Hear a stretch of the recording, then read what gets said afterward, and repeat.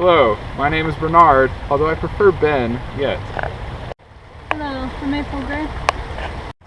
Hi, I'm Kaitlin Hooper. Hi, I'm Tsan. Alright, so our product is the facial toner mask, which basically sits on your face like this, and it stimulates all the facial muscles by gently and effectively exercising them to firm, tone, strengthen, and lift a person's face to youthful levels. The result is that facial toner boosts muscle volume, which lifts and plumps the skin, smooths out the surface, and reduces the appearance of fine lines and wrinkles. In addition to building muscle volume and lifting the face, the increase in blood flow improves the condition of the skin and gives a radiant complexion. Facial toner is a clinically proven, easy to use, and discreet anti-aging product that delivers medical-grade results.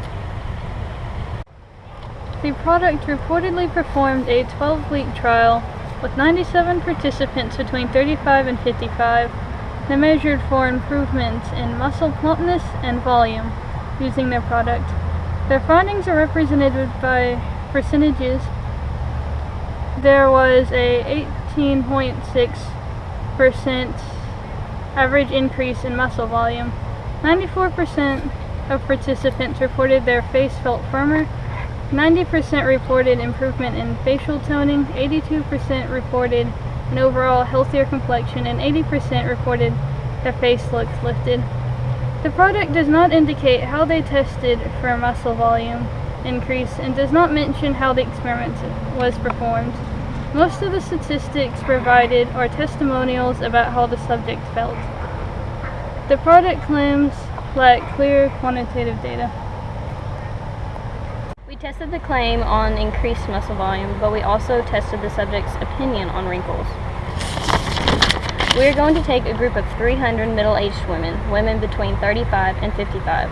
Subjects will be randomly chosen. First person in room 1, second person in room 2, third person in room 1, and so on. We chose this group of people because they would be the most likely to purchase this product. The control group will be given a placebo facial toner. It'll look the same and they won't be able to tell that it's not if they happen to talk to the other group over this 12-week period. The experimental group will be given the real facial toner. Both groups will be instructed to wear and use a mask for 20 minutes for 5 days a week for 12 weeks. The instructions for recommended use by the facial toner website. Participants will be instructed to not use wrinkle creams, other facial treatments, and no facial exercises.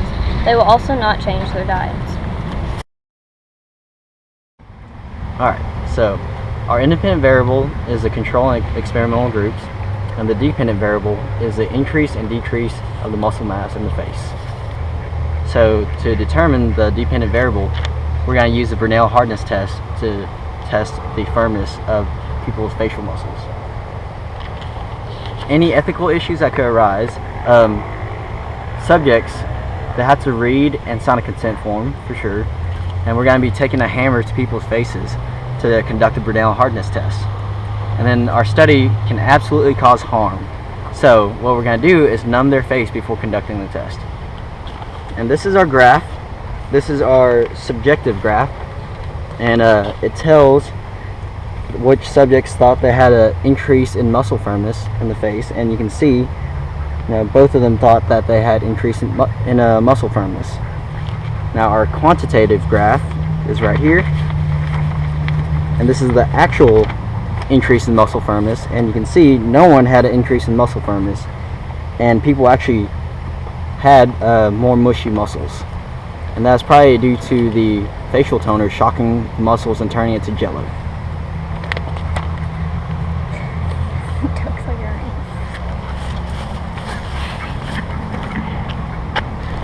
Alright, so our group came up with a couple of psychological principles that might be part of the reason why people would purchase this facial toner mask product.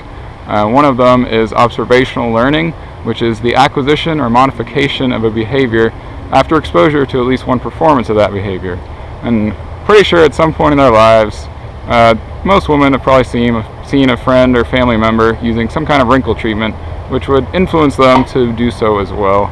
And that itself has a variety of statistics and visual examples, That also makes someone more likely to give the product a try when they see people using the product in an ad, and then they show the results. It leads people to want to purchase that product as well.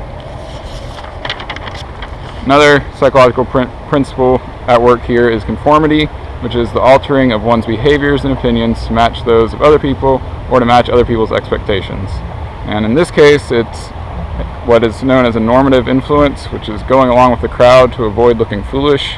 When they see others of their age group that do not have wrinkles, they want to do something about it.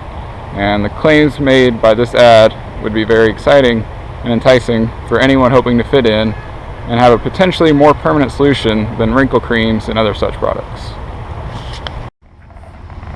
In conclusion, through our findings, we decide that we cannot recommend the facial toner because it will melt your face and reduce muscle mass.